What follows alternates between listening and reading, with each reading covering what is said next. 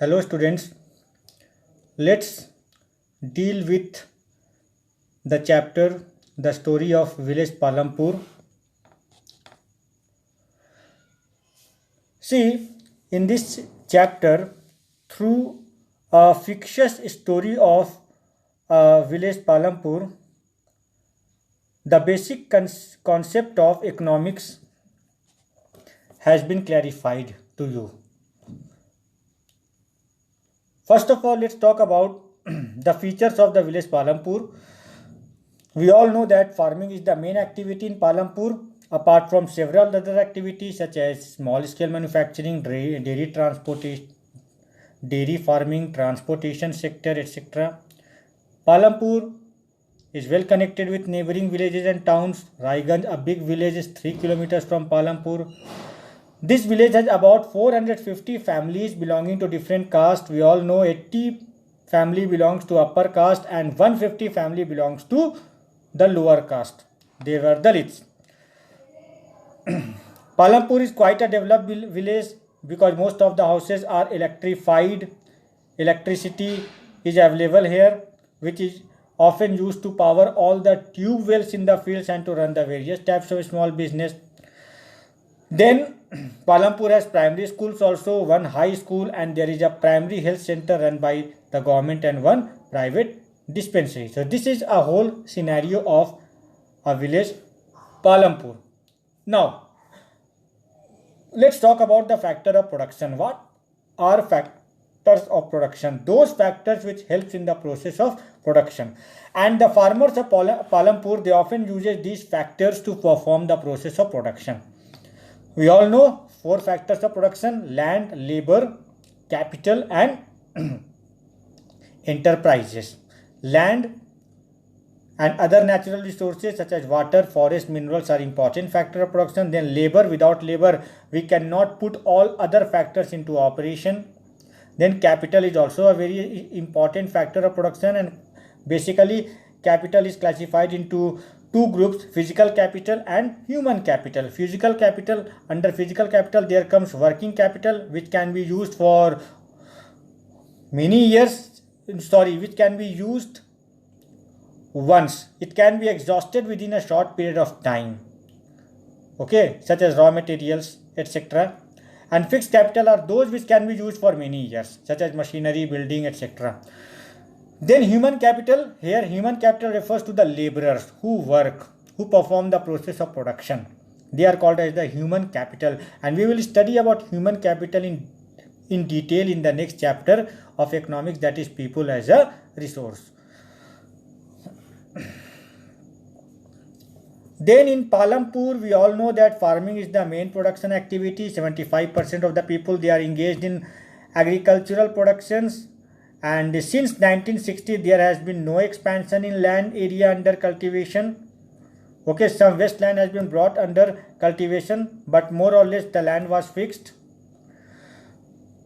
And the farmers of Palampur, see in the right side, they generally grow 3 types of crops: Rabi crops, Kharif crops, and in one part of land they used to grow potato during the month of October, November, and in the rest of the month they used to grow sugarcane, because jaggery was highly demanded in the neighboring villages, and from sugarcane the farmers used to manufacture jaggery. So we find that in Palampur the farmers perform multiple cropping. What is multiple cropping? It is the common way of increasing production on a given piece of land. Means the practice of growing more than one crops in a single piece of land. And the farmers are also using, some of the farmers in Palampur, they are also using the modern farming method, that is they are using high yielding variety of seeds, chemical fertilizers, machineries and different types of agricultural implements. See the differentiation between Rabi crops, Kharif crops and Zaid crops. Just see it. You can also note it down in your copy. Often a question comes that the differences among Rabi crops, Kharif crops and Zaid crops. Rabi crops shown in winter and harvested in summer. These are the examples given. Kharif crops grown with the onset of monsoon and harvested in the month of September and October. The examples of Kharif crops are given. Then Zaid crops are those crops which grow during summer season. They are also called as the summer crops, such as watermelon, muskmelon, cucumber, etc. Then just the right side you see the differences. I have pointed out the differences between traditional farming and modern farming, and we all know that traditional farming is that type of farming where the farmers uses primitive tools like hoe, digging stick, etc. And modern farming is that type of farming where the farmers uses tractors, they uses high yielding variety of seeds, there is an alternative arrangement for irrigational facilities, etc. Traditional farming, in traditional farming the farmers dependent upon monsoon, but in modern farming we find the farmers are having alternative arrangement for irrigational facilities in the form of tube well, in the form of well, in the form of canals, etc. In our country, traditional farming is practicing by the majority of the farmers of India. Still in our country, the farmers are lacking the resources, enough resources. Most of the farmers are very poor. They cannot afford to buy machineries and tractors and chemical fertilizers, etc. So most of the farmers still in our country, they are relying on the traditional method of farming. So Green Revolution was considered to be a landmark in the field of the agricultural development of our country. During the period of 1960s, the central government has started this project, Green Revolution, under which the modern farming method was adopted in certain parts of the country. And we all know that in the Green Revolution has a lot of advantages. Okay, it led to the bumper production of rice and wheat. Green Revolution has make our country self-sufficient in the matter of food grains. Green Revolution has led to the increase in the export of food grains. It also prevented the situation of famine, and it created buffer stock for public distribution system.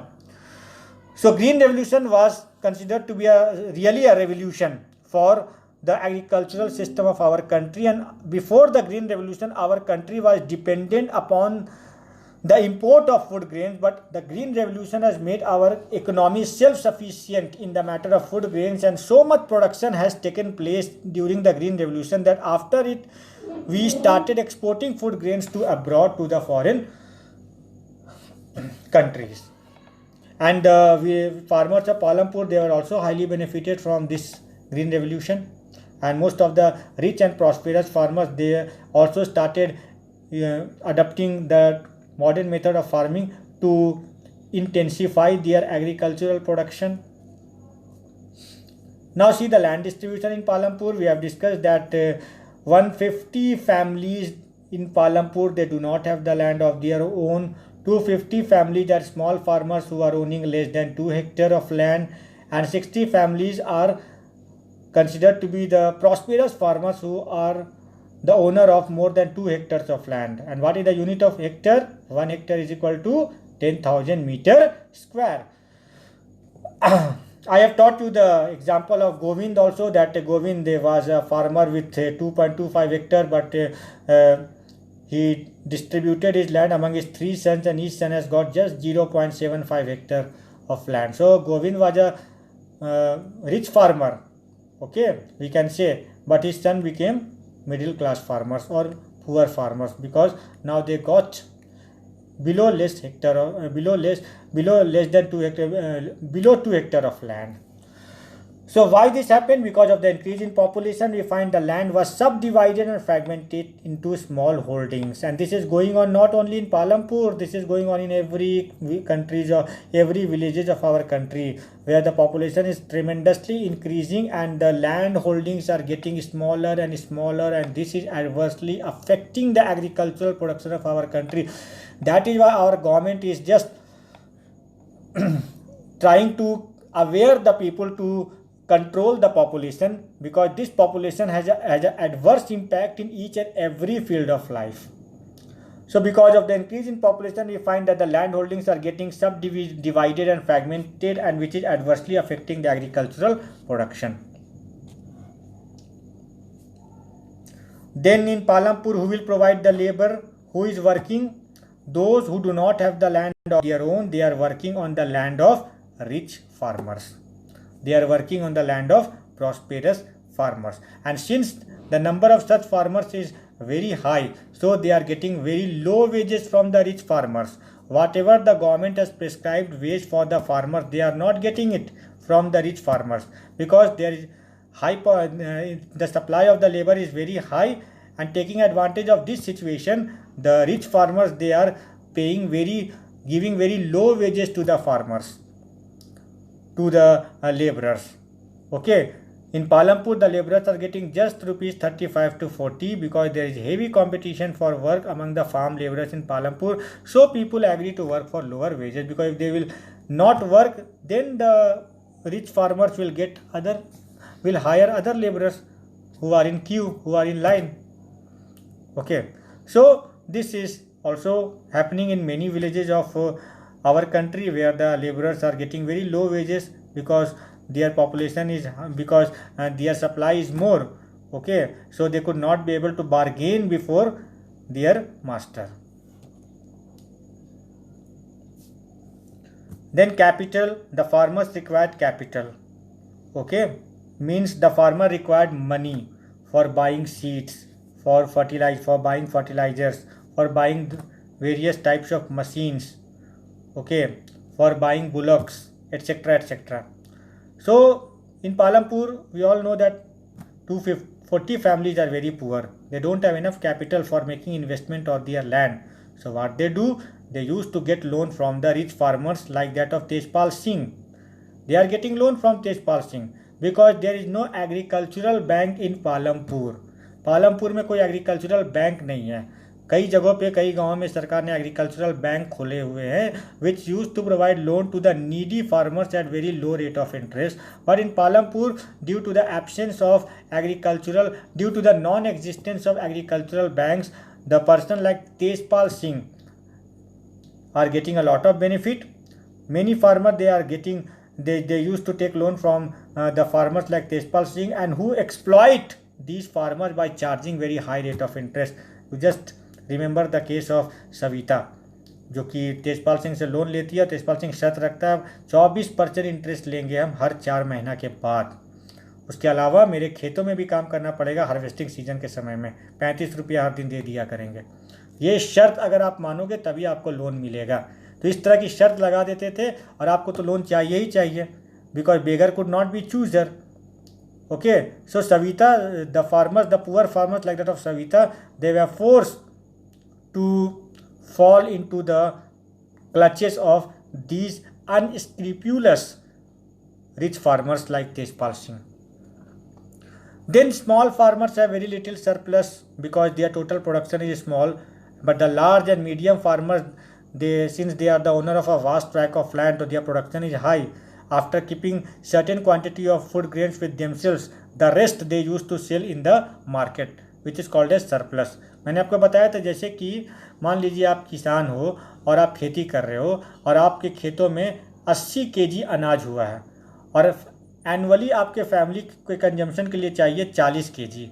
40 KG आप अलग कर दिए, बचा कितना? 40. तो that 40 is a surplus. तो वो क्या करिएगा आप? वो एक्स्ट्रा हो गया आपका, फेंक तो नहीं ना दीजिएगा, आप उसको बाजार में बेच दीजिएगा. ठीक है, तो प्रोडक्शन जिसका ज़्यादा होता है उसका सरप्लस भी ज़्यादा होता है, जिसका सरप्लस ज़्यादा होता है उसका इनकम ज़्यादा होता है. तेजपाल सिंह का तो 350 क्विंटल वीट होता था, तो उसको तो ज़रूरत के लिए हिसाब से उसका बहुत ज़्यादा वीट था, तो वो बाकियों को बेच देता था रेस्ट क्वांटिटी को. बदले में जो पैसा मिलता था उसको अपने अकाउंट में रखता था, उसी पैसे से वो वर्किंग कैपिटल खरीदता था in order to further increase their agricultural production, as well as some money he used to utilize in order to give loan to the farmers like that of Savita, so that he could get a huge rate of interest acquire, so that he could acquire huge rate of interest from them. Okay. Then we all know that farming is the main activity of the people of Palampur, but there are some persons, 25% of the total population in Palampur, they are engaged in other activities also. They are engaged in other activities such as some of them, they are engaged in dairy farming. Okay, they are keeping the cattle and extract milk from them to be sold in Raiganj, the nearby large village. Then some persons, they are engaged in small scale manufacturing. Small scale industries है उनके घरों में, कुछ लोग गाड़ियाँ चलाते हैं, कुछ लोग की छोटी मोटी दुकानें हैं, है ना, परचून की दुकान, ग्रॉसरी शॉप्स, ठीक है, कुछ गाड़ियाँ चलाते हैं, because Palampur is well connected, there is a well connected road system in Palampur with Raiganj and Shahpur, है ना, तो many people they are having their own vehicles और they hire vehicles to ferry passengers from Palampur to Raiganj, from Raiganj to Shahpur etcetera. तो some are engaged in transportation sectors, some are manufacturers, some are dairy farmers, but most of the people they are dependent upon agriculture for their livelihood. जिनके पास ज़मीन है वो भी खेती कर रहे हैं, जिनके पास ज़मीन नहीं है वो भी खेती कर रहे हैं. जिनके पास ज़मीन नहीं है वो कैसे खेती कर रहे हैं? They are working in the land of other in the form of agricultural laborers. Okay students, so that's all about the chapter. This is only for your revision. Okay, thank you.